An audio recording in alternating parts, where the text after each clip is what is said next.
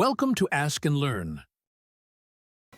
We want to produce a graph of f that reveals all of the important aspects of the curve, where f is equal to negative 2 times x to the 6th plus 5 times x to the 5th plus 140x cubed minus 110x squared. And what we want to do is to use the graphs of f prime and f double prime to estimate the intervals of where the function is increasing, decreasing, finding the extreme values, intervals of concavity, and inflection points. So just for the sake of brevity, I went ahead and already graphed all the functions we're going to be using. Now, for on the left, this is just the graph of f of x when I just plugged it into my calculator without messing with the window at all. And you can see all the information between 1 to about 5 seems to be lost. We really don't know what's going on up there. And also between like 0 and 1, everything seems to be really squished together. So maybe we can find some nice interval to blow this up so that we get all the information. If not, maybe we can get one that has everything in it and then one smaller viewing rectangle as well. So I went ahead and found the first and second derivatives, and remember, to find these we would use the power rule. And I went ahead and plotted these. Now, it may not be very clear, but this should look something along the lines of this here. So to the left of 0 it should be above 0, and to the right of 0 should be below, and then likewise over here it should be below and then above. Let me draw it a little bit better. Above or below and then above, kind of like that.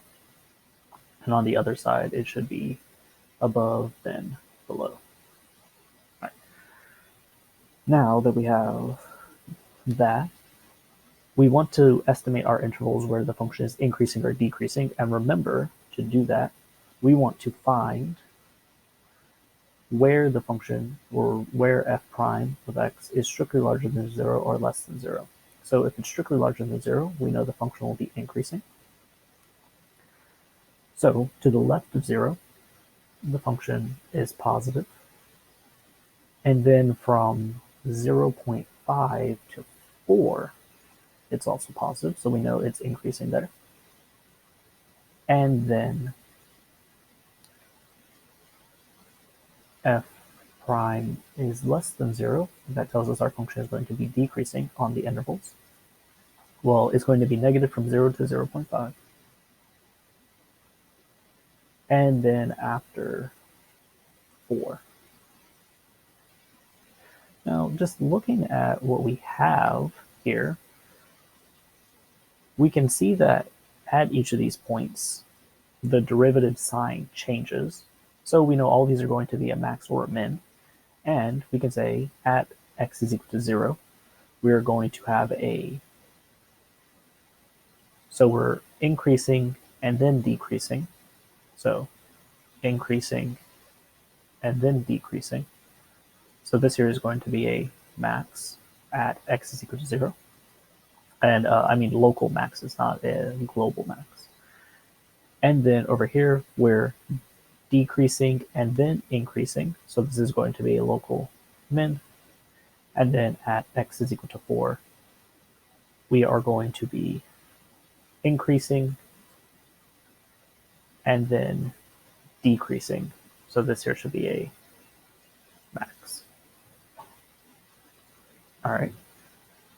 Now we can go ahead and look at the second derivative to figure out where our function is concave up, concave down, and all of that. And again, just to make it a little bit clearer, this should look something along the lines of, so to the left of 0.5, it should be negative and then positive.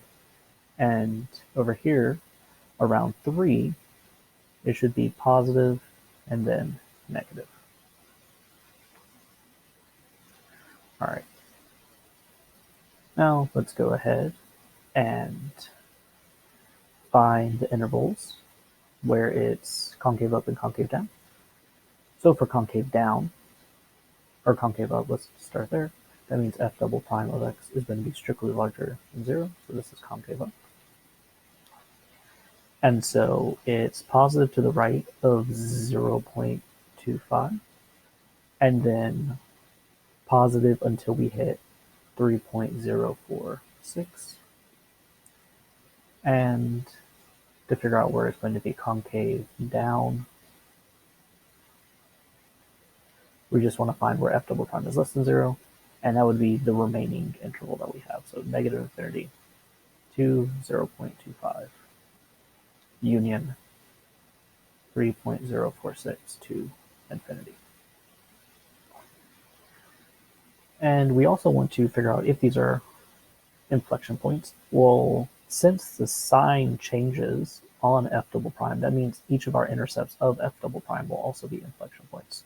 So 0.25 or about 0.25, there should be an inflection point, as well as at x is equal to about 3, there should be a point of inflection. All right. So now that we have these 5 points of interest, we can go ahead and plug these into f, and doing that gives us this chart here.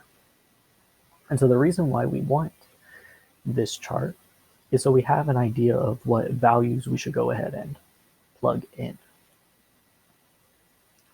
So these first 3 all came from information from f prime, and these next 3, or these next 2, all came from information of f double prime.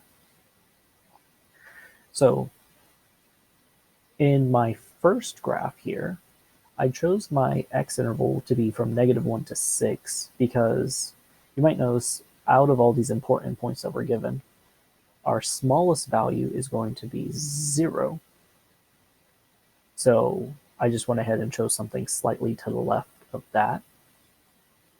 And then our largest value ends up being 4. So we at least wanted it to be from at least -1 to 5.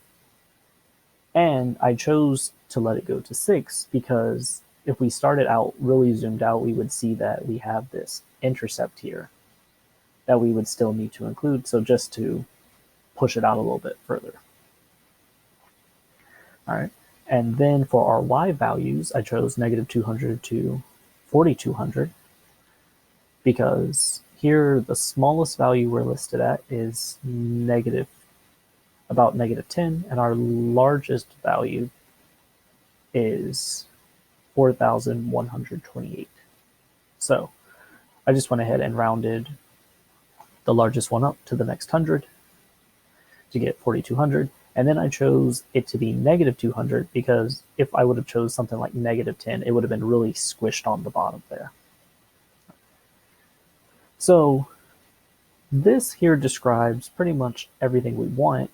And you can see that these points that I have are all the points that are listed on our graph here. So the only thing that we really don't know what's going on is in this little interval here.